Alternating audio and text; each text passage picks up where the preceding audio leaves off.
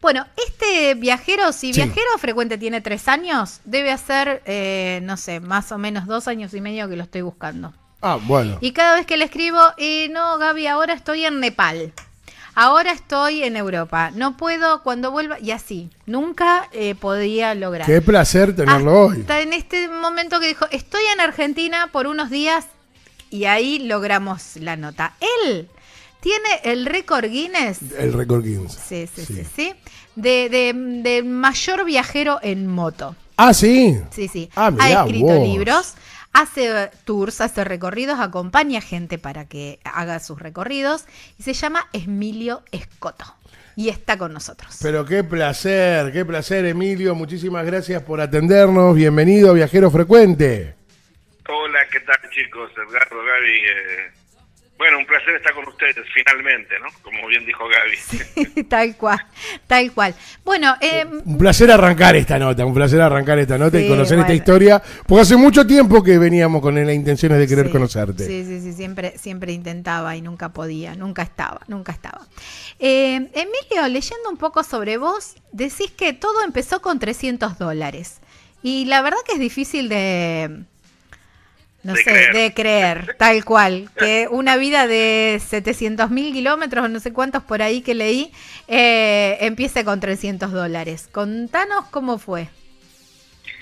Mira, todo comienza cuando era niño y que empecé de chiquito. Le decía a mi madre que iba a ser el primer hombre en ir a la luna. Yo tenía 5 o 6 años. O sea, veía la luna y me llamaba la atención. Y bueno, luego todos sabemos, y dentro de poquito, en junio se cumplen los 50 años del alunizaje del Apolo 11, la luna de Armstrong y Aldrin. Así que cuando me quitaron la luna, yo le decía a mi madre que cuando vuelva de la luna, cuando yo vuelva de la luna, iba a hacer una carretera que iba a pasar por todos los países del mundo. O sea, que ya iba a conocer la luna primero. Claro. Y después la Tierra. Bueno, y esto, pero bueno, era un niño, tenía 6, 7 años, 8 años, hablaba de eso. Mi madre entonces me regaló un atlas. Y ahí empiezo yo a ver las líneas rojas, ¿no? De los mapas y los nombres de los mapas, de los lugares del mundo. Pero bueno, no dejaba de ser la locura de un niño para todos, ¿no? Lo que pasa es que cuando me preguntaban qué iba a hacer, yo era, ahora no se nota, pero porque se fue oscureciendo, pero era súper pelirrojo. De hecho me decían zanahorias, y con tu coro. Y entonces me decían, a ver, Coloradito, ¿qué vas a hacer cuando seas grande? Y yo decía viajero, ¿no? pero viajero no es una profesión, ¿eh? Claro. Entonces, cada vez que me preguntaban, yo iba a ser, y yo inocentemente decía viajero, que iba a ser de profesión viajero. Mirá. Y bueno, nada, después... Totalmente definido. Claro, yo me llamaba mucho la atención en el colegio la historia, estudiar a Colón, Magallanes, en fin, todo lo que estudiábamos justamente de los viajes que habían hecho en otros siglos, personajes de la historia descubriendo lugares. Bueno, en conclusión, pasaron los años, yo siempre citando lo mismo, luego terminé mis estudios, entré a trabajar, luego de visitador médico en un laboratorio de medicina, pero yo seguía diciendo que un día me iba a ir, no sabían qué ni cómo, tampoco es que tenía ni suficiente dinero como para emprender un viaje de esa naturaleza, ni tampoco tenía experiencia, no es que era un experto, no había, aparte, estamos hablando de que eran los años 70, ¿no? En Argentina había 4 canales de televisión, 5 con el canal 2, Claro. si lo contásemos. Imagínense ustedes que en aquel entonces era un placer ver el Johnny Allen Show a la noche. O sea, bueno, esto era, imagínense entonces lo que era la televisión, ¿no? El 7, el 9, el 11 y el 13, y punto. Claro. El 2 de La Plata, el que lo agarraba. Y se terminó, luego vinieron los militares, o sea, en ese mundo chiquitito vivía Argentina, pequeñito. Y nada, ¿qué pasó? Nada, un día en el 84, donde yo seguía diciendo, un día me da la vuelta al mundo, un día, escuché una vocecita en la espalda que me decía, llegó la hora. Y bueno, haciendo la historia larga corta, hice una fiesta, vendí mis cositas, yo alquilaba un departamento, vendí mi ropa, mis muebles, pagué lo que debía y me quedaron $306. Y con 300, la moto la tenía. Había comprado una moto en 1980, una moto gigante que no era para mí. En realidad yo no tenía ni un Fiat 600 usado, mucho menos podía comprar un juguete, pero en un acto de locura, que todos bautizaron de inmoral casi, ¿no? Inmaduro, loco, no tenés ni un autito y te compraste una moto que de ese precio, pero en realidad la compré por un acto de locura y porque Martínez de Oz en aquella época era la época de la tablita, el que apuesta al dólar pierde, no sé, gracias a eso, ¿no? El mundo vuelve. La cuestión es que firmé un montón de documentos por un año que no sé si iba a poder pagar, efectivamente no los podía pagar, los 3 meses de tener la moto la tenía que ya, me la iban a quitar porque no iba a poder pagar la cuota, pero cayó el ministro, subió otro, el dólar se disparó, yo tenía firmado en pesos los documentos, así que la moto me terminó saliendo gratis, terminé siendo propietario de una moto. Así que bueno, el tema fue el año 85, el 2 de abril, el 14 de 85, con $306, me despido de mi madre, de mi hermana, de mi perra Boxer, Sugar, de mi novia, donde le dije, bueno, casate, y parto desde Buenos Aires un lunes 14 de enero a las 7 de la mañana, sin nada de moto, o sea, apenas con un casco, una camarita de hierro, Pentax a manijita, sin experiencia, sin mapas, no había GPS, no había teléfono celular, no tenía cuenta bancaria, tarjeta de crédito, nada. No, el automóvil club no tenía mapas de Argentina, mucho menos iba a tener mapas del Congo, ¿no? Sí, claro, ni hablar.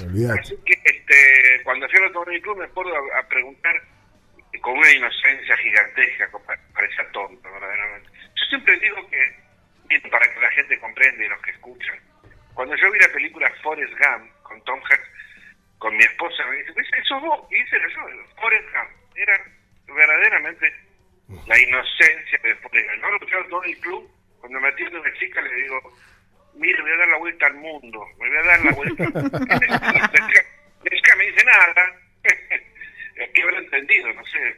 Y delirante habrá dicho. Claro, o sea, no, nada, no necesito el mundo cuenta, no. Igual vos lo tenías sumamente claro de pequeño, no. Lo tuyo estaba totalmente definido de pequeño, no había ninguna duda, ningún miedo de lo que estabas diciendo, estabas convencido. No, miedo sí, había miedo, terror. ¿Ah, pero sí? Pánico, y sí, claro, porque sí, tenía miedo, o sea, si no hubiese tenido miedo, tal vez me hubiese ido antes. Claro. Uno se levanta a la mañana en invierno, con lluvia, con frío en Buenos Aires y no sale a ninguna parte, no quiere ni salir del departamento, otra que vuelta al mundo, y sin dinero. Después viene el verano, hace un día soleado, uno mira para arriba y dice, me como el mundo. Pero iban pasando los años y bueno, faltaba ese... uno tiene que... No es que te vas a dar la vuelta al mundo tan fácil, o sea, aparte yo sabía, dentro de toda esa falta de conocimientos y de inocencia, sabía que era una puerta que iba a abrir hacia el espacio, o sea, que no era un viaje, sabía que iba a morir, que iba a nacer nuevamente en otra vida, donde no iba a dar vuelta atrás, no era un barco que iba de un puerto a otro, sino que iba a navegar para siempre en un océano desconocido. Eso lo sabía, y eso es lo que de alguna manera también me daba terror, ¿no? Y solo porque no había conseguido, yo buscaba siempre quien me acompañara, pues nadie se animaba a dejar su vida, sus amigos, su trabajo, su gente, su familia, su perro, bueno, hasta que un día, me despedí de todos, le di un beso en el hocico a mi perra Boxer, Sugar, mi madre también, mi madre me había escuchado toda la vida, estaba harta de escucharme. Mandate, te dijo mamá. Ya va a volver, se le termina la plata y vuelve. La cuestión que, con un llanto de mi madre, de mi perra que aullaba, de mi novia que apenas llegó a despedirse, me decía catate, etc. Me subí a la moto y con nada, sin ropa de moto, con $300, un pasaporte nuevito, unas vacunas en el brazo, enfermedades que ni sabía que eran, parto a cumplir el sueño del niño en realidad, sin saber para nada, ni remotamente, en qué iba a terminar, a dónde iba primero, no sabía a dónde iba, sabía que mi viaje iba a terminar cuando yo lograra cumplir con el sueño de pasar por todos los países del mundo. El proyecto era todos los países de la Tierra, todos los lugares donde viviera un ser humano, ese era el proyecto. ¿Cómo lo iba a hacer? Ni idea. Imaginaba yo que metro a metro, kilómetro a kilómetro, o sea, imaginaba también que iba a aprender en la ruta, porque yo no sabía ni armar una carpa. No Claro. sabía Qué cómo se hacía. locura.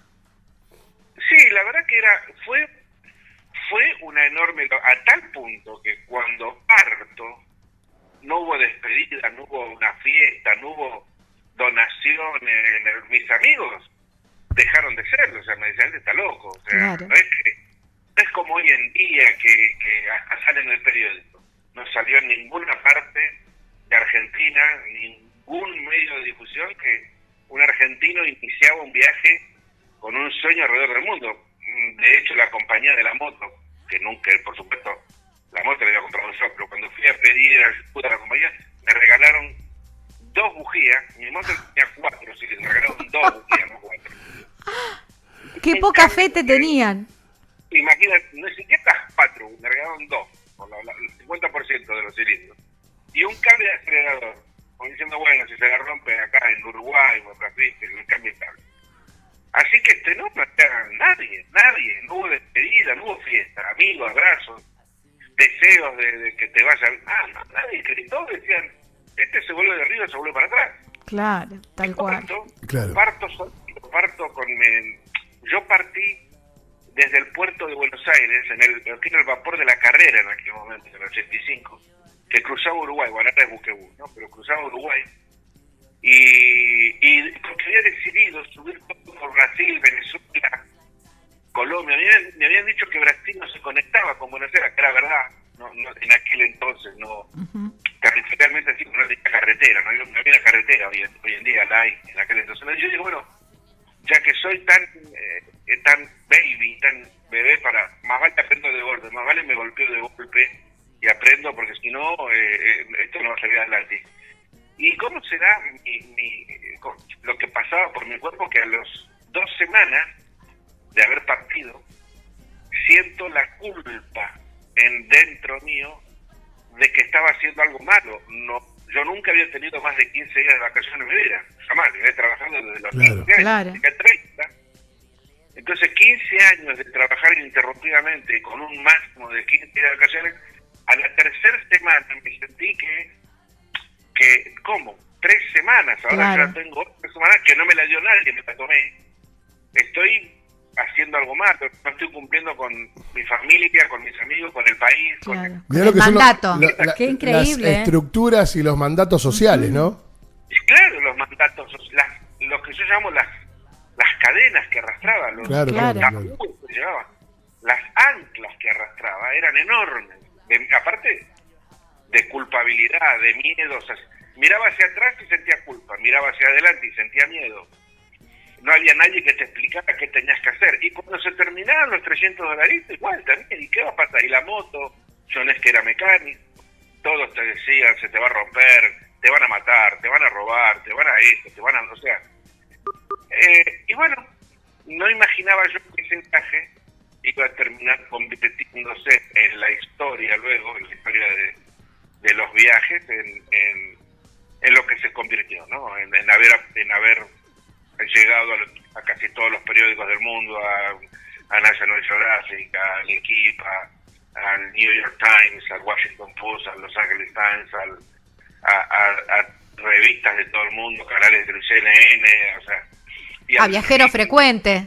A viajero frecuente ahora, hoy. Entonces, no imaginaba que dónde iba...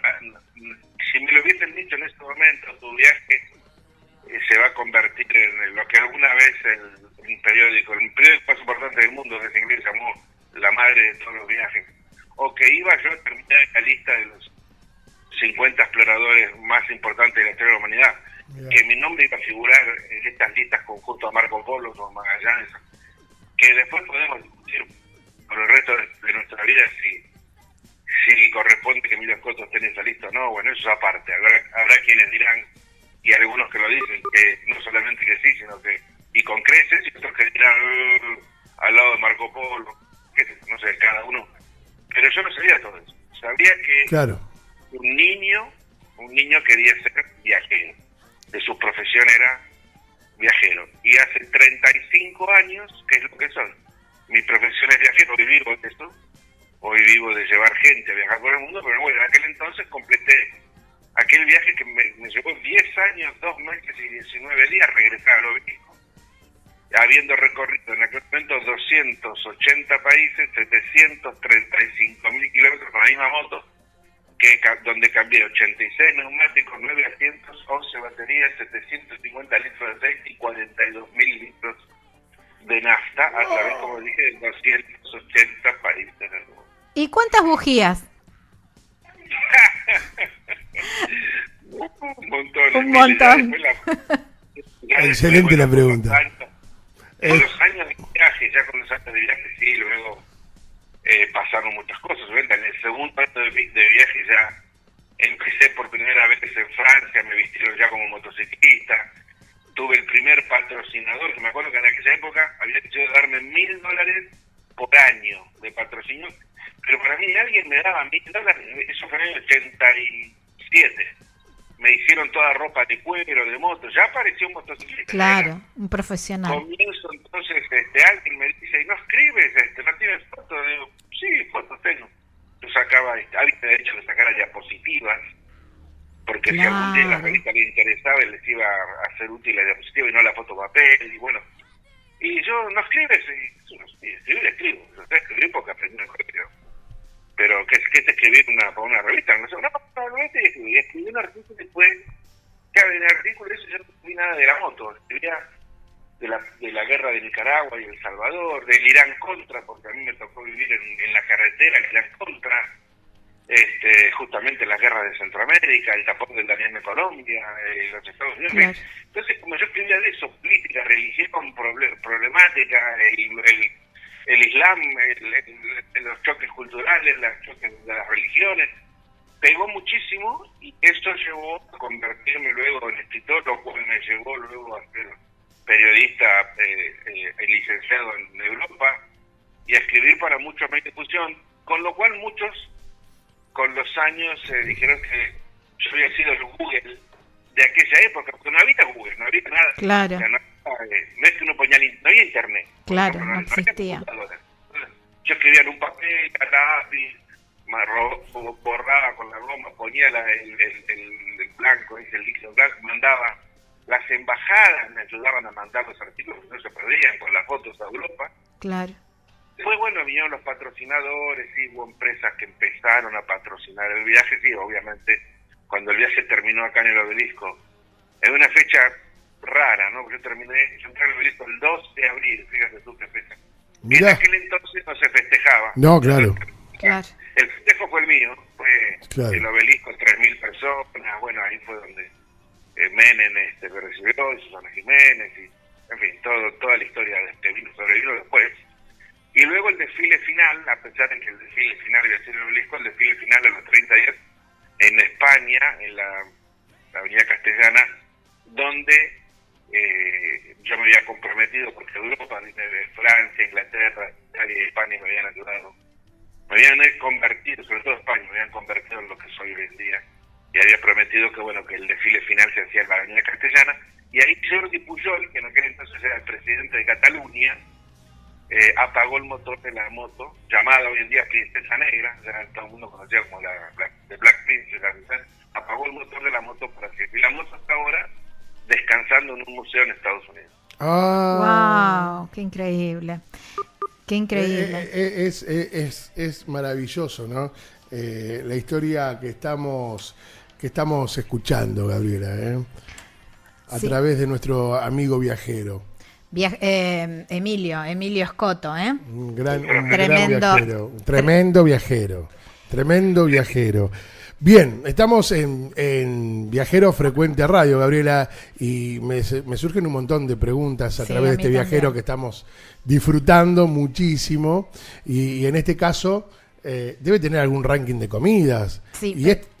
No, puedo, dale, pero dale vos. Puedo porque me quedó enganchada de algo. De la anterior. Porque sí. claro, vos Emilio dijiste que recién a los 2 años pudiste comprarte, te vistieron de cuero, te vistieron como motoquero, pero todo ese, el primer tiempo esos $300 imagino que duraron muy pocos kilómetros. ¿Cómo fue subsistir hasta que empezaron a aparecer los artículos, los sponsors y todo eso?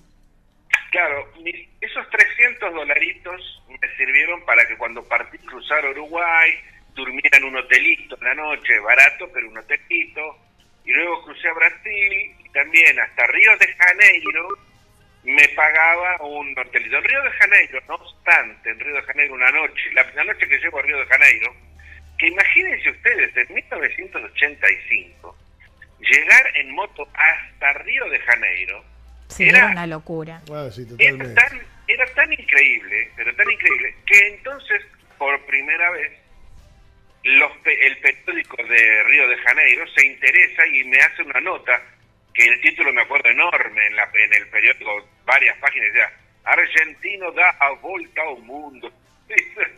Y ya ahí me di cuenta de que, pero si solamente llegué hasta Río, ¿no? Pero era... Claro, todo lo que me falta. Año 85, era increíble. Bueno, la cuestión que esa noche en que yo buscando un hotelito me roban todo. Yo en la moto llevaba tantas cosas, pero llevaba tantas cosas. Era tan inocente, tan tonto, porque la verdad que yo llevaba hasta mi raqueta de tenis, porque me gustaba mucho el tenis, llevaba mi raqueta de tenis, llevaba pelotitas de tenis pensando que no había pelotitas en otros lugares, 500 pares de medias, llevaba aguja, hilo azul, hilo blanco, hilo negro. Llevaba corbata de un color, corbata de No. ¿Cuánto pesaba todo eso? No, era el antiviajero, yo, porque no llevaba plantitas, no me quedé con unas plantitas que tenía en casa porque no entraba en la moto. Revistas, libros para leer, por ejemplo, el lápiz, lapicera roja y lapicera medias de vestir. No, imagínense en moto, la verdad que... una locura. No, era el farolito, que por supuesto nunca usé, platito, computadita. Y en Río de Janeiro, cuando me roban la moto, casi yo no entraba en la moto, porque la moto ya de por sí era muy grande, eso no era una moto gigantesca. Y tenía tantos extras, tantos bolsos, además de los valijones que tenía la moto, que apenas si yo entraba, y además era muy pesada de atrás, y que la rueda delantera medio quedaba en el aire, porque tenía tanto peso que sobrepasaba lo que la moto, para lo que la moto había sido construida. O sea que no es que manejaba cómodamente, claro. Manejaba con dificultad. En Río de Janeiro esa noche me roban, bajo a preguntarle en un hotel el precio, cuando vuelvo veo 5 muchachos jóvenes, uno sentado en la moto y otro que me dice, ¿qué haces, flaco? ¿Cómo te va, loco? ¿Viniste a Argentina en la moto esta? Eran 5 argentinos. No. Me desvalijaron. Cuando volví a buscar el pasaporte que se había dejado en el hotel, tardé 1 minuto, porque en la moto no había nada. Gracias a que dejaron la moto. Paradójicamente me hicieron un gran favor. Porque me dije a mí mismo, ¿qué tengo que hacer? Volver a Buenos Aires, buscar más cosas. Tenía un short, una musculosa, el pasaporte en el bolsillo. Y digo, no, esto es parte del mundo. Esto es lo mínimo que va a pasar en un viaje hacia el universo, claro, hacia las estrellas.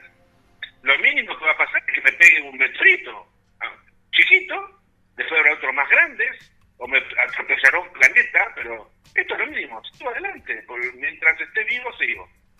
Me hicieron un favor, la verdad que la moto andaba bárbaro, claro. Y contestando a tu pregunta, llego a Salvador Bahía y no tenía un centavo. Ahí ya no podía pagar. Ahí se terminó. Me voy a la playa, me siento en la playa confundido, pensando, ¿y ahora?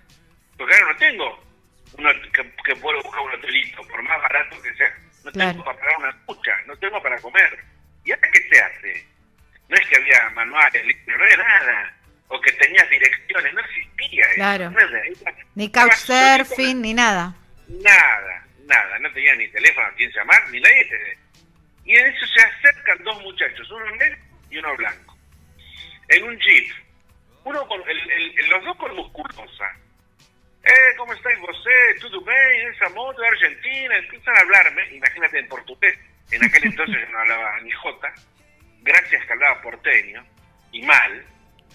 Así que me empiezan a preguntar y pidiendo que me dicen, ¿en qué hotel estoy? Yo no sé, me daba vergüenza. No, yo esquivaba responder. Y entonces uno de ellos me dice, el Blanco, me dice, ¿por qué no venís a casa y te quedás en mi casa? Te invito a quedarte en mi casa. Entiendo que me dices. Por supuesto que yo le digo, no, esto me quiero robar la moto. Claro. Finalmente acepté, lo seguí, pagó el ferry, porque estábamos en Salvador y teníamos que cruzar la bahía del otro lado, así que pagó él el lanchón que cruzaba del otro lado, lo cual me asombró que él pagara. Cuando entré al lanchón digo, no tengo que pagarlo, y él lo había pagado. Claro. Llegamos a su departamento impresionante de un piso, y Jair Santoneto, no puedo olvidar nunca el nombre, Jair Santoneto se convirtió en la primera persona de un eslabón, de una cadena, que a través de los años se fue formando, un poco por los que me veían, otro poco porque yo después aprendí a buscar las circunstancias, a pararme, llegar a las ciudades y pararme en ese cruce de avenidas, esperando que la gente se acercara, dándole oportunidad a que me hablaran y a que me invitaran, algunos sí, otros no, pero así me fui solventando Sudamérica, de casa en casa, de invitación en invitación. Era muy raro, los periódicos en cada país me hacían nota, en Colombia, cuando crucé obviamente a Venezuela en aquel entonces de Brasil, fue algo increíble para los venezolanos, para los yo también, que hubiese atravesado la selva, y hubiese vivido con los garimpeiros, los buscadores de oro, navegando el Amazonas. En aquel entonces no había turismo. Claro. Hoy en día hay barcos de turismo. Claro, no había nada. es verdad. Entonces, no existía la palabra turismo, no había ni tantas líneas aéreas como hoy en día, ni tantos hoteles como hoy en día. Claro. Así que bueno, no era raro para todo el mundo, y además argentino, no era muy raro, un argentino aventurero, era medio raro, ¿no? Claro. O sea, un europeo con un argentino. Así que aparecían los periódicos, bueno, después Centroamérica, y después en Estados Unidos, también la gente que preguntaba, y cómo había sido la guerra, y cómo había visto yo Nicaragua. Carlito Ortega, me acuerdo, que tenía Chaco Producciones en Miami, que quería hacer un documental, y entonces me pregunta, saludos a Carlito Ortega si los escucha, me pregunta cómo era la guerra, a ver, porque él quería ir a filmar Salvador, Nicaragua. Me regala un disco, un cassette, en aquel entonces era un cassette chiquitito. Yo en la moto tenía pasacassette, con una canción que yo le había salido él al mercado, no lo había sacado. Entonces me dice, no se te ocurra venderla, me dice, todavía no sabía. Que no es muy conocida esa canción en el repertorio de Carlito Ortega. Yo soy latinoamericano, se llama esa canción. Muy bonita, no sé por qué no es tan conocida en Argentina. Y lo conozco a Minguito en Tinguitela, me juntan dinero, Minguito en Miami me juntan dinero, lo conozco en Nueva York, mejor dicho, no solo lo conozco, sino me invita a almorzar los dos solitos, me dice, che, pibe, ¿no querés que me dejás que te invite un churrasquito juntos? Por siempre como solito.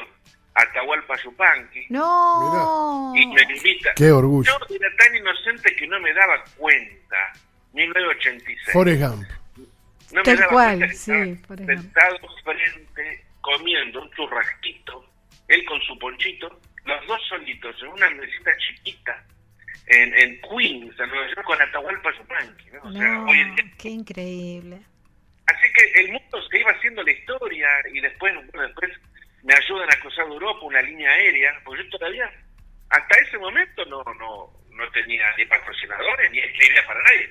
Hasta ese momento dependía de crear circunstancias. Tampoco es que iba trabajando, yo no trabajé, no sé, porque el viaje no era ir trabajando, quedarse más de 2 años en un lugar. El tema era seguir viajar. Siempre hacer 300 kilómetros, o 200 kilómetros, 150, pero siempre hacer y crear circunstancias y conocer gente y pasar por situaciones y vivir las situaciones de los países, vivir las votaciones. Por ejemplo, yo voté a presidente fíjense ustedes, yo en 1985 voté a presidente en Guatemala a hacer esto, me acuerdo. Yo voté, imagínense, llegaba con la moto. ¿Por qué era tan corrupto el sistema que me llevaron para votar con un documento falso, y te ponían un sellito, me acuerdo un sello de tinta en la mano como que ya había votado, y yo voté por presidente de Guatemala. O sea, yo escribí sobre esto, después, contaba. Entonces cuando yo llegaba a la casa de la gente tenía historias para contar, y claro, era una especie de divertimento para muchas familias. Era Google, yo contaba lo que pasaba en otros lugares, porque no es que en Argentina había 5 canales de televisión y en otros países había muchísimos, no había nada, tampoco, o menos que nosotros todavía. Así que bueno, yo era el informante, digamos, era el viajero que traía noticias o qué pasaba o qué sucedía en otros lugares del mundo. Hasta que una línea aérea me regala el cruce en un 747, mejor la primera vez que yo volé, sentado en la cabina, porque era un avión de carga, piloto inglés, piloto con piloto ingeniero de vuelo ingleses, y bueno, sentado detrás del piloto, volé en un 747, mi primer vuelo, me acuerdo. A la noche apagaban, cruzamos el Atlántico, apagaban todo y dormían los 3, yo horrorizado de que los 3 durmieran. ¿Qué avión de carga que les importaba? Mañana eran otro pasajero. Tomaban cerveza, me acuerdo. Y aterrizamos en Frankfurt en pleno invierno y comienza el viaje en Europa. Me lleva a la casa de Maradona, historias que ya muchos escucharon. Cuando le toco el timbre a Diego, bueno, y al final Diego me regala 3 noches en un hotel de 5 estrellas. Que yo le dije al chofer que me llevó al hotel en vez de acá. ¿Cuánto vale? Esto vale mucho. Y me acuerdo que era un Sheraton. Sí, y con esa misma plata, si vamos a un hotel sin ninguna estrella, podés pagar más noches, ¿no? Me dice, ¿querés? Entonces me llevó y pagó 30 días en una pensión de estudiantes, con lo cual aprendí a hablar el idioma. Claro. Bueno, ahí vinieron muchas cosas. Y ahí me recibe el Papa, Juan Pablo II, lo cual también provocó mundialmente. El Papa no recibía a un motociclista, menos Juan Pablo II.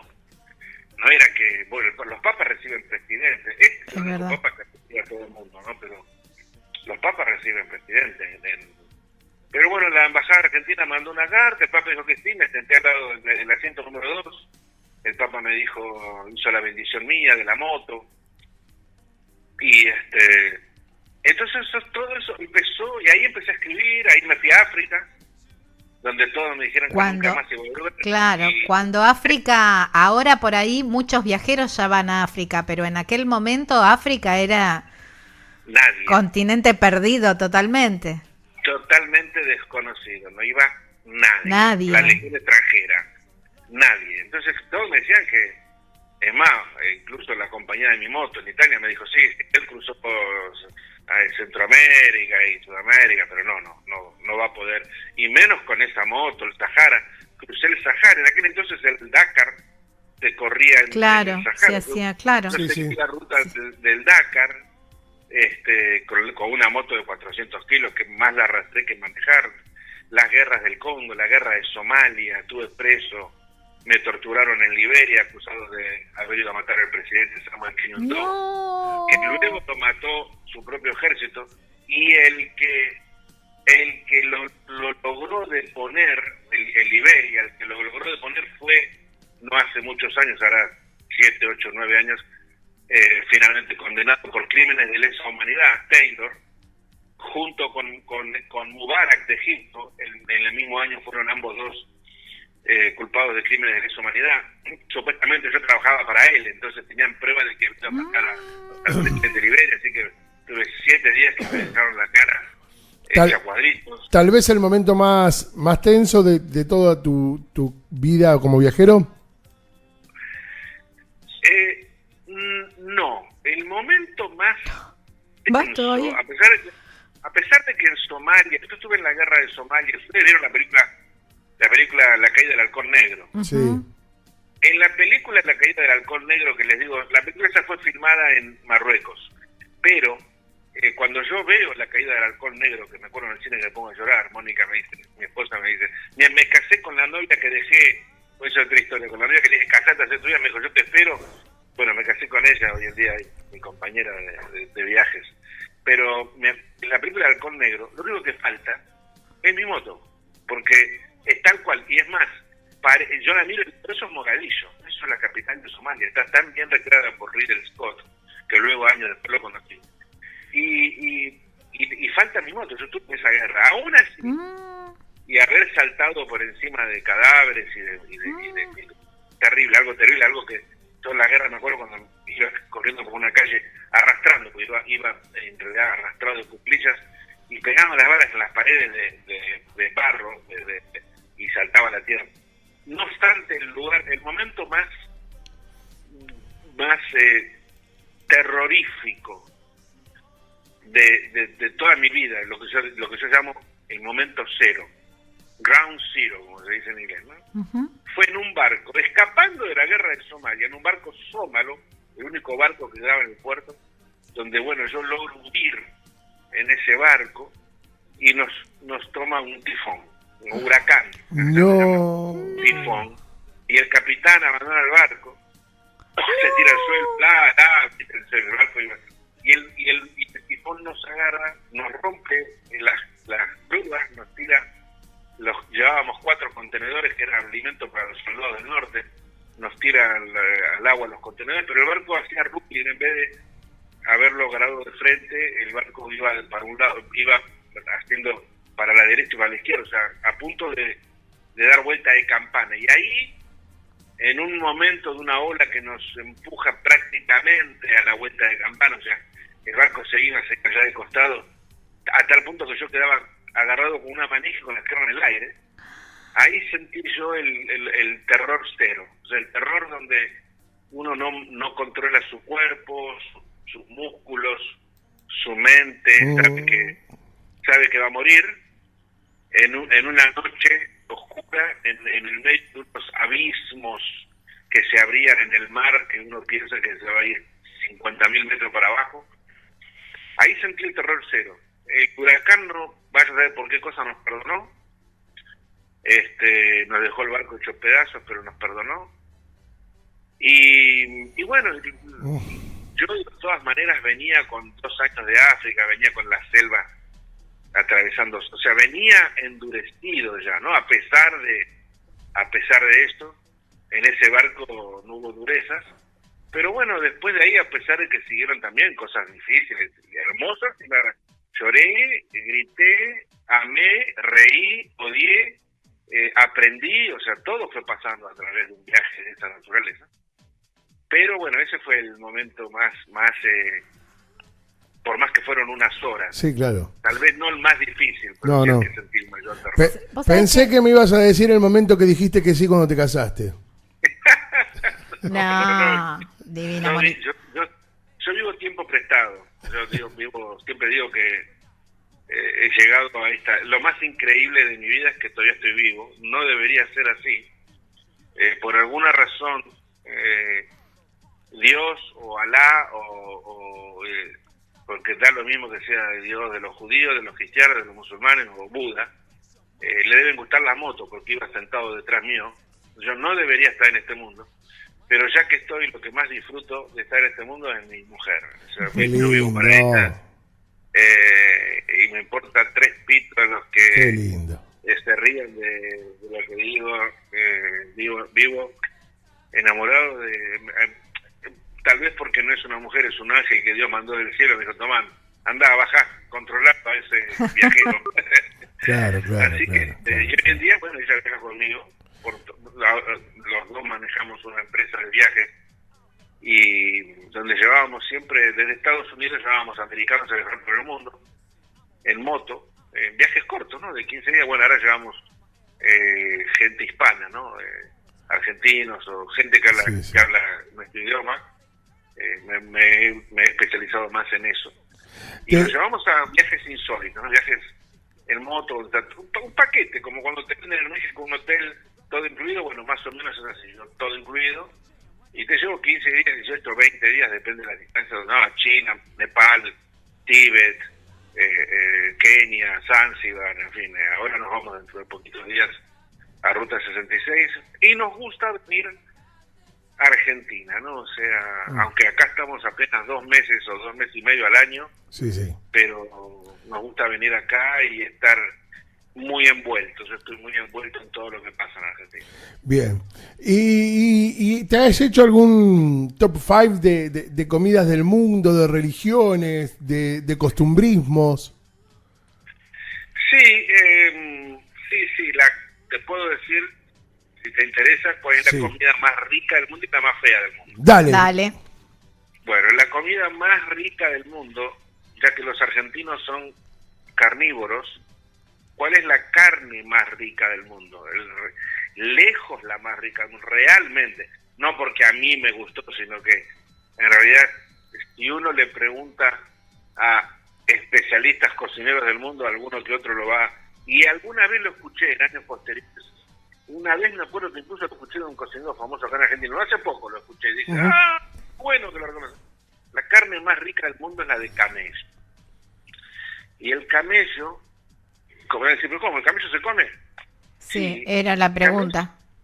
Claro, el camello se come, pero se come el camello viejo, el que ya no es útil, el que ya no puede ir a ninguna parte. Cuando el camello ya llega a su vejez extrema, ese camello se come. Por supuesto, no se comercializa, se come internamente en el periodo de camellos. Y es un elixir, se cocina debajo de la arena, se pone durante 24 o 48 horas en palmas, en hojas de palma, y se pone debajo de la arena y se cocina con el calor gigantesco de lo que es esas zonas del mundo. Y luego se sirve en bandejas muy grandes con salsa de con ciruelas, con papas, con arvejas, con damascos, y esa carne es súper tierna y súper gustosa,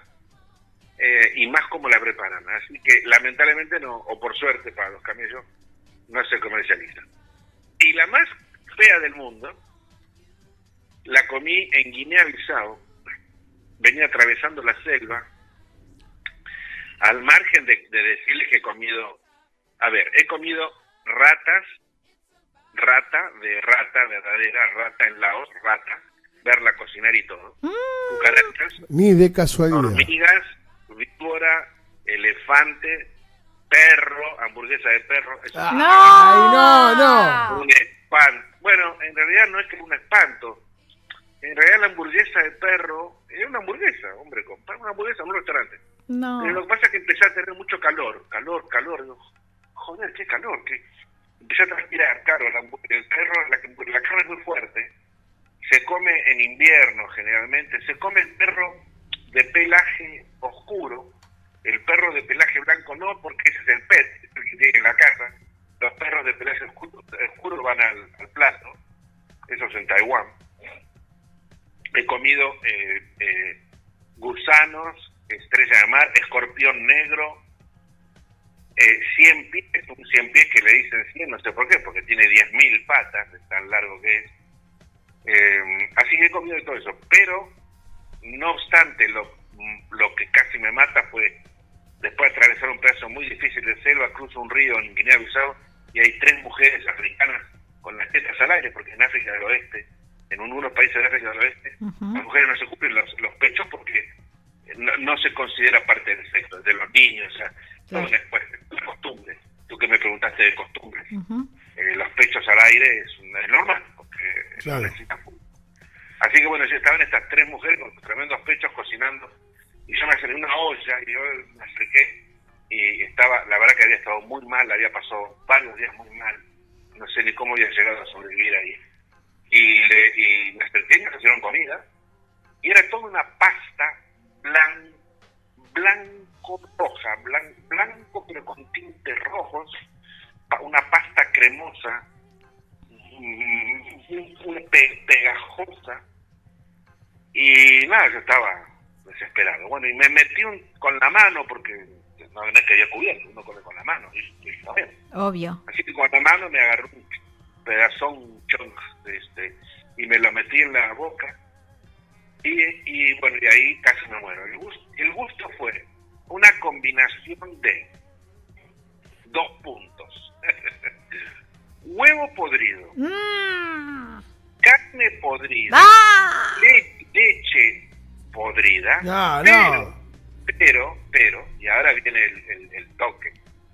El gusto principal era, ¿y cómo lo sé? Porque ustedes pueden decir, pero Emilio, no habías probado nunca. No, ni ustedes tampoco, lo que les voy a decir, lo probaron nunca. No obstante el olor de lo que les voy a comentar, que sí lo hemos sentido muchas veces, incluso cuando somos niños, porque siempre jugamos cerca de eso. el olor, bueno, a uno le da una sensación de gusto. ¿Vieron el musgo verde que crece en el cemento o en las escaleras de cemento de los ríos? Ese musgo verde penetrante que en la nariz entra en la nariz. Bueno, era como que habían puesto musgo adentro de esa pasta. Ese gusto a todo podrido y al musgo no me lo pude sacar por 2 años. Yo tenía en la nariz el musgo que se tapaba este pasto baboso que crece en la... Así que bueno, eso se convirtió en un artículo que se publicó en todo el mundo, por supuesto. Tengo la foto además porque le saqué foto a las mujeres cocinando. Tengo la foto cuando están cocinando esa pasta, donde yo estuve después de 48 horas vomitando al lado de un río, ¿no? Y pensé que no iba a salir de eso. Así que, quizás le entraste con mucha hambre también. Yo creo que no era, tal vez era era una combinación, no era el hambre, era un poco que estaba con fiebre, estaba asustado, estaba cansado, no había probado un bocado, tenía sed, o sea, era toda una combinación de cosas y entonces ese estado me llevó a que me comía cualquier cosa que pasara, porque además por ahí el comer también significaba, no estuve muy solo durante muchísimos días en la selva, donde sucedieron cosas que bueno, en ese momento para contar, algo del canibalismo, que estuve cerca y bueno, entonces de golpe me sentí que estaba acompañado, que estaba con gente, que comía, y significaba civilización. Sí, compartir. Canibalismo, cuando decís canibalismo, ¿qué te pasó? ¿Qué ibas a hacer el plato? Vos, Emilio, te quiero que vos entiendas que vos vivís titulando, entonces todos son títulos para desarrollar y no puedo dejar, algunos digo, pará un poco porque me tirás muchos títulos, pero es todos títulos. No lo voy a contar. En otro momento lo contaré. Está escrito en el libro, compren el libro que, bueno, por ahora está en inglés, pero bueno, yo he publicado un libro que se llama The Longest Ride, Mayor Viaje, The Longest Ride, aunque está publicado en inglés, es un libro que tiene muchas historias y aparte 350 fotografías, ha sido un éxito. En Estados Unidos se han vendido decenas de miles de libros.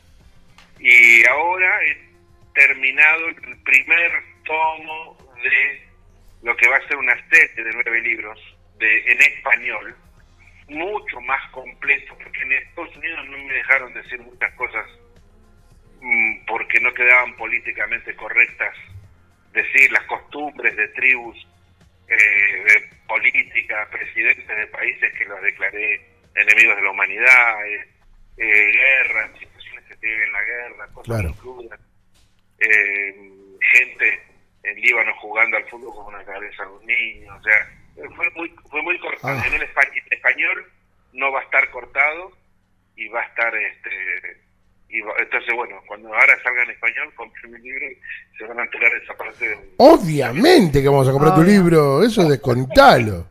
Eso no cabe absolutamente ninguna duda. Para sembrar la duda, para despejar un poquito y que vos puedas decir, podamos desarrollar la historia en el libro, leerla completa. Pero fuiste y, digamos, hubo una intención de ser el plato de alguien.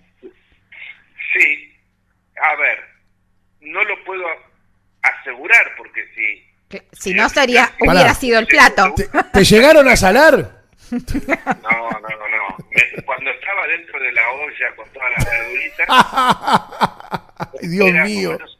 Logré Dios mío. No, fue una situación. No. Fue una situación en la que yo me metí solito, justamente por necesidad, por desesperación, por la noche, porque hacía muchos días que estaba solo, llovía, no paraba de llover nunca.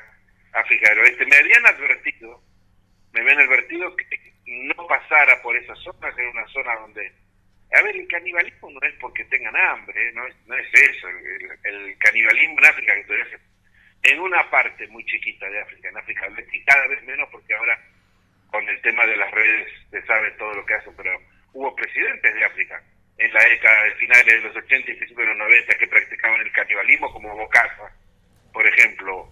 El presidente de la República Centroafricana comprobadamente que Sí. Mitterrand te dijo, cuando preguntó al señor presidente, a Mitterrand le dijo, usted fue varias veces al palacio del presidente Bocaja y estuvo invitado en banquete, y Mitterrand dijo, sí, pero yo no corrí ese riesgo porque soy vegetariano, cosa que no era verdad.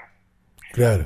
Pues bueno, eso es una cuestión religiosa, en realidad. Sí. Es un sacrificio generalmente de niños que hacen porque comen el corazón del guerrero joven, en fin, pero eso es una cosa muy que hoy en día, digamos, pasa mínima, pero súper mínimamente en algún foco de África del Oeste, de esa panza que tiene África, en algún foco muy específico, muy de vez en cuando. Y que bueno, incluso en mi época tampoco es que era una cosa, era una fiesta semanal, no era. Claro. Pero sí, era una práctica, y me arriesgo a decir que todavía lo sigue siendo, y a veces incluso aparecía en el periódico, estamos hablando de la década de los 90, y no sé si incluso hoy en día por ahí.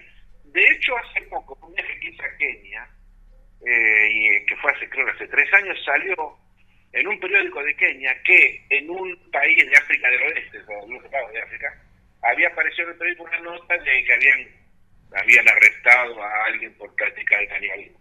O sea, todavía hay quien en África del Oeste por ahí lo mantiene. Lo mismo que con los piratas. O sea, ustedes habrán visto la película de Tom Hanks, Capitán Philip. Claro, pero yo escribí sobre estos piratas sómalos varios artículos fueron publicados en 1989. Y me acuerdo que había cartas del pintor a la revista. No, Emilio, no, eso no existe. No hay piratas en el mundo. Claro. De 2 lanchas que en la mañana, justamente el barco ese que después el capitán nos tomó, logramos escapar por un pelo de piratas, que en aquel entonces no les arrastraban, sino que subían al barco, mataban a todos, y luego el barco lo aceleraban y lo encallaban en las playas de Somalia, lo desarmaban y vendían el cobre, los cables, los instrumentos. Después se dieron cuenta de para qué tanto trabajo, entonces los raptaban y pedían rescate, o sea, como es hoy en día, ¿no? Pero yo viví eso, de los piratas. No te la contó nadie. Hoy en día todo el mundo sabe, de hecho hoy en día los Estados Unidos y otros países del mundo crearon una armada que patrulla las costas del mar Índico. Pero yo fui, por eso decía mucha gente, yo era Google. Yo escribía sobre los piratas en el 89, cuando nadie sabía que había en el mundo de piratas. Uh-huh. Qué locura. Y hablando sobre las distintas religiones que fuiste conociendo, ¿qué destacás o qué te ha quedado de todo lo que conociste? Mira, cuando yo viajaba por África, sí, fue donde descubro, yo soy de familia católica, bueno, y además me recibió el Papa, ¿no? O sea, claro, que me hizo una bendición, bueno, y a la moto. Aunque nunca fui una persona de ir a la iglesia, no obstante en mi viaje sí entraba a las iglesias, y me sentaba y recibía esa energía que hay en estos lugares donde tanta gente creyente va, y también más de una vez le hablaba a Dios, ¿no? Porque te digo, o sea, me daba vuelta y yo decía, oye, estás sentado detrás mío, porque ¿cómo salimos de esta? No lo sé, a menos que, o sea, había algo ahí. Y luego en África descubro que es un continente 3/4 parte musulmán. Eso yo no lo sabía. Entra el mundo del Islam. Y fue muy bonito, fue muy interesante descubrir el Islam y el muazzin en las mezquitas cuando llama el rezo, ¿no? Allahu Akbar, con ese cántico, y Yadu Allahu Akbar, porque parece que una cosa romántica, uno parece que está en una película de 1001 noche, ¿no? Claro. Y 5 veces al día, y hacen este cántico que en realidad es el llamado a la gente para que venga a la mezquita a rezar, pero no podía entrar a las mezquitas, que era un infiel, ¿no? O sea, estaba restringido. No obstante, sí compartí muchísimo con gente, sobre todo con los pueblos del norte de África, con los pueblos de las arenas, mal dicho los árabes, porque en realidad el árabe es una tribu solamente del Golfo Pérsico, los demás son marroquíes, libios, fenicios, nabateos, pero bueno, los pueblos de las arenas, los hombres azules, los tuareg, y compartí mucho con ellos, y me trataron muy bien, me ayudaron. Encontrar un tuareg, un hombre azul, un hombre del viento, un inmuaushar, en el medio del desierto del Sahara, y que pare con su camello, y que me dé de comer, y que nos quedemos charlando, él de su camello y yo de mi moto, y aprendí el Islam, y me interesó el Islam, incluso viví 2 ramadanes, y el segundo ramadán lo hice, dije, bueno, lo hice a mi manera, porque tampoco podía estar 30 días sin comer, en una locura, pero bueno, tratando más o menos de estar con ellos, pero sabía que no iba a poder entrar al Golfo Pérsico, a Qatar, Emiratos Árabes, Kuwait, no iba a poder entrar. Claro, hoy en día Qatar va a Chipolitakis, claro. Maradona, y va a Fórmula 1, pero no, en aquel entonces eran los países más prohibidos del mundo, o sea, entrar al Golfo Pérsico absolutamente cerrado, prohibido, no para un motociclista, para cualquiera. Para el mundo en general. Claro. Para ustedes dos que están ahí sentados haciendo esta nota, para los oyentes, para cualquier persona, país en lugares prohibidos. Solo podías ir si tenías una relación con el petróleo, patrocinado por una empresa de petróleo, a un hotel de 5 estrellas, de los pocos que había en aquel entonces. Claro. No era mi caso, así que entonces, ¿qué pasa? Bueno, conozco una persona en un país ya del este de África, hablando del Islam, comento que me interesaría aceptar el Islam, si no me obligasen a renunciar, y entonces dijo, le hablaron a un imán, me tomaron un examen, me hicieron preguntas, fui durante 5 días a un lugar, y el imán me preguntaba, y yo he aprendido, claro, de tanto estar con gente que me está contando la historia del Islam, sabía. Y entonces le dije, bueno, pues yo le tengo que confesar, yo no voy a dejar de ser católico. Claro. Y en Israel, y voy a ir a Israel. Y en Israel, si me dejan, voy a ser judío. Y voy a ir a India, voy a ser budista. Si ustedes aceptan, yo acepto el Islam también. Pero no como aceptando a toda la gente del mundo que tiene sus propias religiones. Claro. Voy a ser uno más de todos, del que me acepte. Y el imán, me acuerdo, un hombre santo, este hombre, un hombre de muchos años, le llamó la atención y me dijo, mira, eso que tú me dices es muy raro, no sucede, pero me interesa que suceda. Voy a hablar con el ministro, porque ahí hay un ministro del Ministerio de la Religión. No me estás cargando. Y si aceptan, vamos a aceptar. Tienes que cambiarte el nombre. Así que bueno, aceptaron. ¿Aceptaron? Aceptó, me cambié el nombre. O sea, adquirí un nuevo nombre, no es que me cambié, adquirí un nuevo nombre. Me hicieron toda la documentación, tuve que hacer el juramento, vestirme con la túnica, ponerme el calzoncillo nuevo, lavarme, hacer toda la obligación, todo, ir a la mezquita. Y ahí sí, bueno, empecé a entrar a la mezquita, rezar, tirarme al suelo y todo eso, entonces me dieron documentos, porque tú ves que dices, bueno, tienes que hacer el juramento. El juramento en realidad no renuncias a nada, el juramento es muy simple, dice, básicamente lo que dice es que hay un solo Dios. La palabra Alá, en realidad no es que Dios se llama Alá, es la palabra Dios en árabe. Claro. Ah, mira. Como God en inglés. Uh-huh. Alá es la palabra Dios en árabe. Bueno, que hay un solo, el juramento es que reconoce que hay un solo Dios. Bueno, todas las religiones dicen lo mismo, ¿sí? Claro. Y que Mohammed es su profeta. Ok, el Islam, Mohammed es su profeta, como. Claro. Y es más, en el Islam está Jesucristo, en el Corán está Jesucristo, que es muy venerado Jesucristo en el Corán. Pero Jesucristo es un profeta, no es el hijo de Dios. En el Islam es un profeta que es, en realidad, el segundo profeta, porque el profeta más importante del Islam es Muhammad. Y acepté, le cambié el nombre, y, o sea, acepté un nuevo nombre, hice el juramento, y con eso, ¿qué pasó? Joder, entré a todos los países, me dijeron, claro, ¿cómo me van a rechazar? Así que me dejaron entrar a Claro. Emiratos, Qatar, era, ¡Qué maestro! Qatar era directamente, nadie sabía lo que era en Qatar, era un mundo oculto. ¿Vos Así que me dieron los visados. Quiere decir que vos conociste Qatar antes que fuera Qatar. Exacto, yo conocí Qatar cuando no había ni Chipolitakis, ni Maradona, ni Red Bull, ni Fórmula 1, ni Ferrari, ni nada. Ahora estuve en Qatar, hace poquitos días, en febrero estuve en Qatar, que volví después de tantos años, porque yo en Qatar estuve por primera vez en 1990, finales de 1989, imagínense. Y ahora volví, primero que no necesité visa para ir, o sea.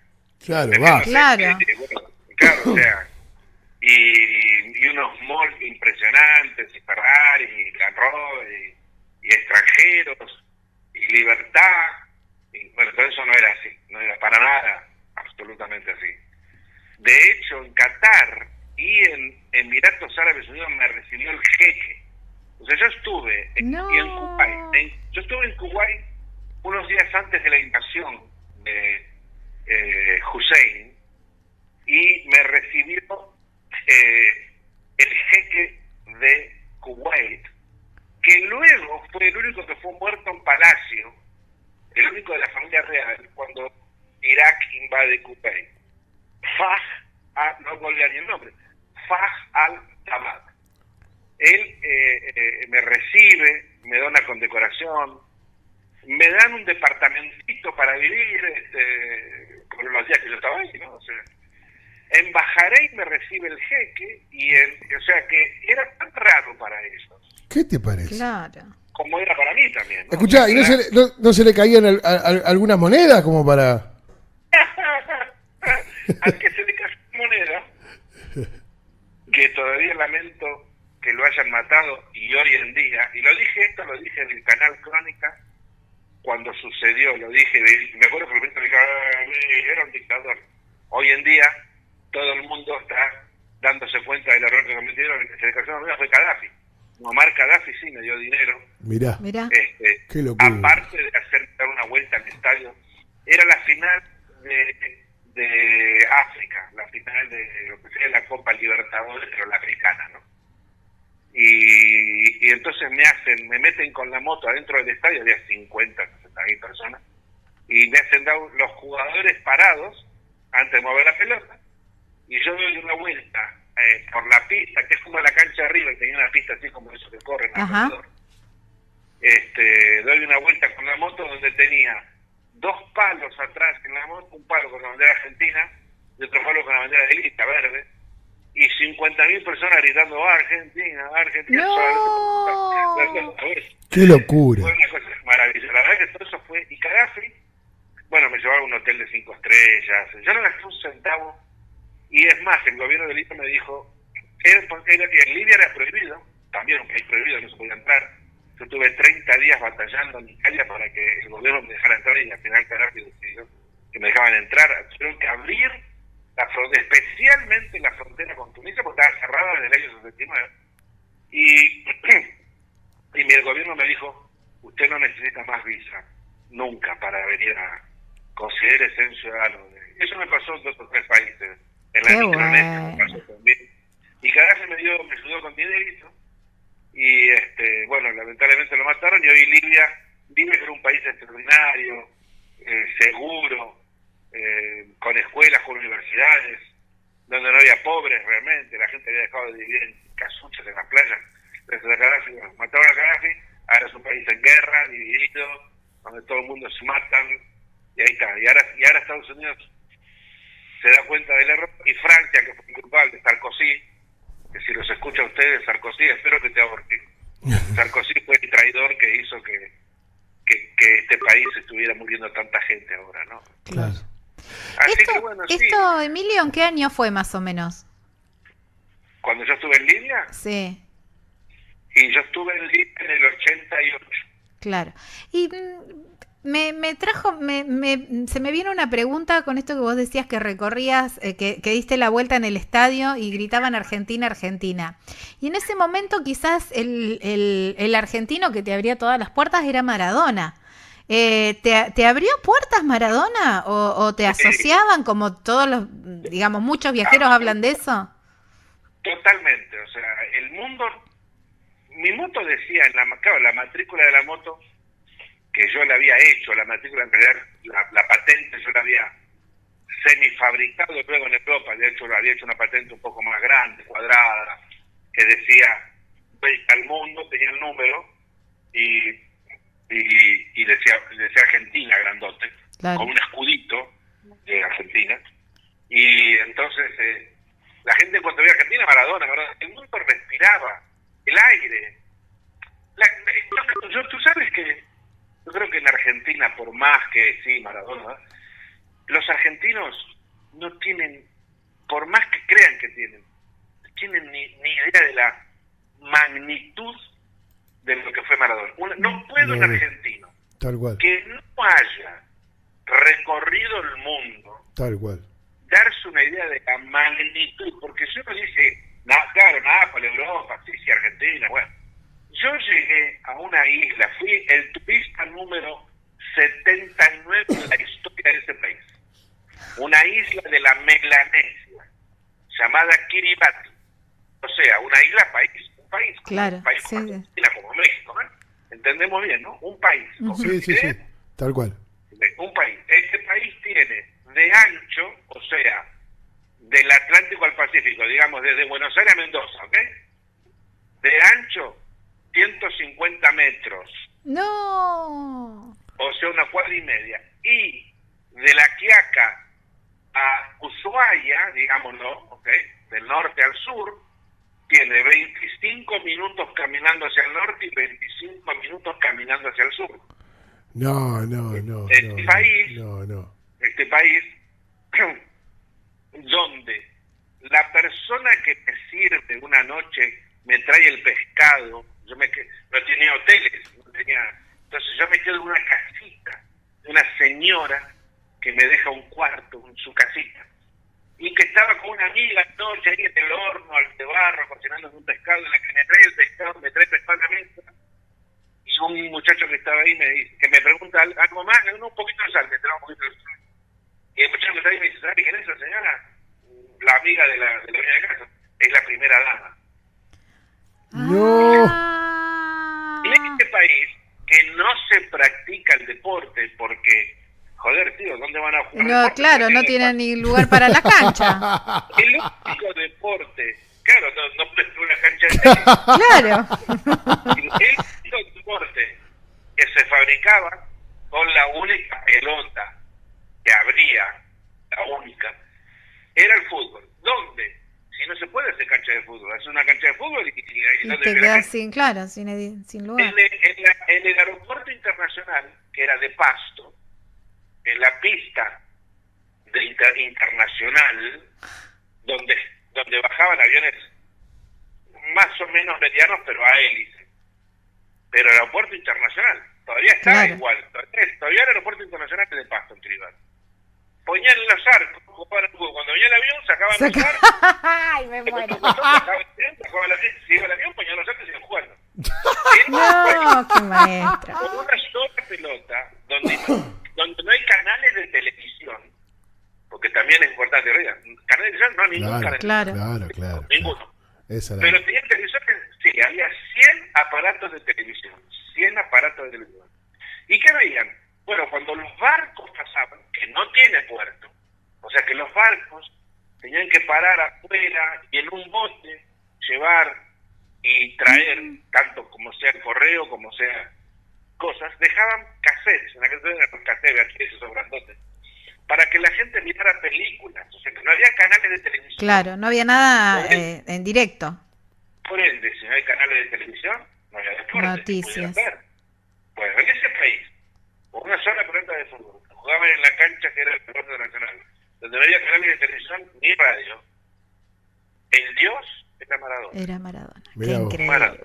Eso Qué resume increíble. absolutamente todo. Maradona aquí, al fútbol y se levantaba para entre ellos. Mirá. Maradona, el mundo respiraba. Y a mí me abrió puertas, me sacó de la cárcel, donde estuve un día, 3 días encerrado en la cárcel por ser espía de Gaddafi. Bueno, y en definitiva, cuando me encontraron todas las cosas, me dieron una foto que yo me había sacado con él un año antes en Nápoles, y entonces, si era amigo de Maradona, no era espía. No había problema. Mirá no, vos. Espía, o sea, yo era un espía que había ido a espiar, pero si era amigo de Maradona, no era espía. O sea, no, una cosa de lo que Maradona es una cosa de lo que... Qué increíble. Emilio, ¿qué te queda? Pues uno pensando en todo esto que vos Historia de viste, vida, increíble. fuiste saliendo de caverna tras caverna, aquella primera caverna que hablaba Platón, ¿no? Cuando vos saliste, que volvía y decías, loco, esto es un tremenda la vida de viajero. Nadie te lo creía, porque nadie en aquel momento te lo creía. Y ahora, que ya saliste de todas esas, que ya recorriste el mundo, ¿qué te queda? ¿Qué te vas? ¿A Marte? ¿A Júpiter? ¿Qué vas a explorar? Hoy en día no me queda por explorar, entonces lo que sí es muy lindo es que vuelvo a lugares donde he estado hace muchísimos años, en este caso llevando gente y viendo, disfrutando de ver el asombro de esa gente, donde además les cuento cómo era antes. Claro. Hace poquito, por ejemplo, volvimos de Tíbet, llevé un grupo de argentinos a los Himalayas, donde yo estuve en el año 90, donde todavía China no había construido o transformado, digamos, lo que Tíbet es hoy en día. O sea, donde vi el Tíbet, donde casi te decía que todavía era como la película 7 años en Tíbet, ¿no? Con Brad Pitt. Casi yo vi ese Tíbet, donde Dios, cualquiera fuera, caminaba por las calles del Haya o flotaba en el aire, porque todavía era un Tíbet donde yo lo describí como el país de 1000 años atrás, de 1000 años atrás. Cuando yo entré a Tíbet en esa época, retrocedí 1000 años en el tiempo. Hoy en día fui justamente hace poco, el año pasado, y me encontré con otro Tíbet, un Tíbet donde hay hoteles de 5 estrellas uno tras otro, donde hay parques de diversiones, donde para entrar en Potala hay todo un circuito turístico que pagas el ticket. Yo prácticamente en aquella época metí la moto adentro del Potala. El único que no estaba era el Dalai Lama, porque ya estaba en el exilio, pero casi lleno de monjes, miles de monjes perseguidos. Hoy en día vuelvo a todos esos lugares, a Kenia, a los países de Europa, a Alemania. Yo imagínense que estuve en la Rumania de Ceausescu. Claro. Yo crucé el muro de Berlín, Claro. con un permiso especial. Yo crucé por el Checkpoint Charlie, el famoso Checkpoint Charlie que nadie cruzaba. Con un permiso especial crucé a la Alemania del Este, yo vi los tanques. Y no estamos hablando de que me escucha y dice, pero este viajó en 1920. No. En finales de 1980 y 1990. Claro. Lo que pasa es que el mundo yo termino mi viaje el 2 de abril de 1995 en el Obelisco. Y en el 95, 94, 96 sale todo este tema de las laptops, porque la computadora ya existía, pero no llegaba al público. Claro. Fue en 96, 97 que empezó Microsoft a hacer que la computadora, y después Apple, y después claro. La laptop, y después aparecieron los celulares, pero hasta ese entonces el mundo no había información, Facebook, no había todo eso. Claro. La información era por las revistas, la información era escrita, ni siquiera es que había canales de televisión. Hoy en día uno mira a Al Jazeera, la BBC, en aquel entonces era la BBC de Londres y Gracias, y si querías alguna información, y la BBC de Londres no estaba a tu casa, tenías que ir a un hotel de 5 estrellas al lobby, sentarte y ver si querías enterarte de lo que estaba en el mundo, ver algo que dijera la BBC de Londres. Hoy en día, acaso, ahora hablando con ustedes, cambio el canal y veo la BBC de Londres, o Al Jazeera, justamente, Al Jazeera es el canal de televisión de Qatar, para mí hoy en día el mejor canal de televisión del mundo, estoy ahora mirando Telesur, lo que está pasando en Venezuela en el preciso momento. Claro. Y antes no, antes era todo preguntarle a la gente, ¿y cómo llego hasta tal lado? Claro, es verdad. Y en idiomas que, anda a preguntarle en chino, en 1900, si hoy en día no hablan inglés, anda a preguntarle en mi época a los chinos cómo llegar a Guangzhou. Claro. O tomar la carretera y leer los carteles, ¿no? Imposible. En chino, ¿no? O sea, otro mundo. Y hoy en día, bueno, tú me preguntaste, bueno, ya estoy viendo el mundo, cómo cambió el mundo, cómo giró 180 grados este mundo. Emilio, ¿y qué te provoca ese cambio? ¿Nostalgia? ¿Qué sentimiento te provoca ver justamente que vos viste aquel Nepal y por ejemplo, y otros países? No dejo entrar a mi cuerpo. Primero que soy una persona tremendamente positiva, así que no puedo tener tristeza por emociones. No dejo entrar a mi cuerpo nada. Es un mundo nuevo, un mundo distinto. Cierto que conocí Katmandú, y cuando yo llegué a Katmandú, casi te diría que también era como la película de Indiana Jones y el Templo Perdido. Era otro Nepal, era otro Katmandú. Hoy en día el turismo explotó en el mundo, explotó. Y yo lo decía, porque cuando yo iba viajando yo decía dos cosas. Y cuando terminé el mundo me decían, ¿qué te dejó el mundo? Y yo siempre decía, bueno, hay tres cosas que vi, que me quedaron. Tres cosas. Una es, el ser humano tiene tendencia a ser malo y lucha para ser bueno. Le es fácil hacer el mal y lucha para hacer el bien. Dos, el turismo va a ser una fuente inagotable del futuro. Van a explotar hoteles por todo el planeta y líneas aéreas. ¿Hola? Sí, estamos muy atentos escuchando. Pensé que los había aburrido. No, estamos totalmente atentos y atónitos escuchando. Y tres, dije, próximamente, y yo esto lo escribí en un artículo en revistas que salió en Europa en 1992, 93, 91, dije, próximamente, no en un futuro muy lejano, la tercera guerra mundial va a llegar y es religiosa. Y es lo que sucede hoy en día, ¿no? Yo ya vi, cuando el mundo no hablaba del Islam, vi el choque que iba a haber entre religiones. No por un problema de Dios, en realidad no es tanto, el conflicto no es Dios. No se lucha para imponer a Jesucristo o al Dios judío, en realidad se lucha por la famosa democracia, ¿no? Cada uno quiere imponer su democracia. Su democracia, de su forma. La que uno entiende por la suya. Y el petróleo, ¿no? O sea, lo que yo vi que el petróleo iba a causar un conflicto y la religión iba a ser la excusa, ¿no? Pero lo vi viajando. Emilio, por otros países. Es impresionante porque nos has dado permanentes títulos que nos dejan con muchísimas ganas de tener tu libro en manos y de poder empezar a desandar cada uno de todos los títulos que nos fuiste tirando en estos dos programas que tuvimos con vos. Fuimos por un rato de una nota y terminamos un montón de tiempo más. Emilio, cuando empezamos la nota me dijo, más o menos ¿cuánto tiempo? Y 20 minutitos. Bueno, nos hemos pasado. Nos hemos pasado y van dos programas. Sí, no, pero Mónica, sabia ella, dijo, podemos hacer una serie de notas con diferentes relatos. Claro. Así que le tomo la palabra a Mónica, Emilio, porque esto hay que seguirlo. Y quiero, cuando esté el libro... No, yo quiero el libro ya. Quiero ese libro. Quiero comprarme el libro ya. ¿Cuándo le calculás? ¿Para cuándo le calculás? No, el libro es un proceso de editoriales.